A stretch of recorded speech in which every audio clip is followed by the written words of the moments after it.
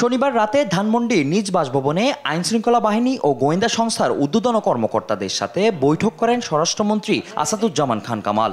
বৈঠক শেষে সাংবাদিকদের সাথে কথা বলেন তিনি। এই সময় স্বরাষ্ট্রমন্ত্রী জানান, পরিস্থিতি ক্রমেই উন্নতি হচ্ছে, স্বাভাবিক হয়ে আসছে সবকিছু। জনগণের মাধ্যমে স্বাভাবিকতায় ফিরে আসলে তুলে নেওয়া হবে কারফিউ। ঢাকা মহানগর, ঢাকা জেলা, গাজীপুর মহানগর, গাজীপুর জেলা, নারায়ণগঞ্জ, নরসিংদী জেলা আগামী রবি, সোম এবং মঙ্গলবার কারফিউ অব্যাহত থাকবে, কিন্তু এই জেলাগুলিতে কারফিউ শিথিল থাকবে। সকাল 7টা হতে সন্ধ্যা 6টা পর্যন্ত কারফিউ শিথিল থাকবে। স্বরাষ্ট্রমন্ত্রী আরও বলেন, কোটা আন্দোলনের 5 সমন্বয়ককে পুলিশি হেফাজতে নেওয়া হয়েছে। আন্দোলনের নামে যদি সহিংস কর্মকাণ্ডের প্রমাণ পাওয়া যায় তবে আইন অনুযায়ী ব্যবস্থা নেওয়া হবে।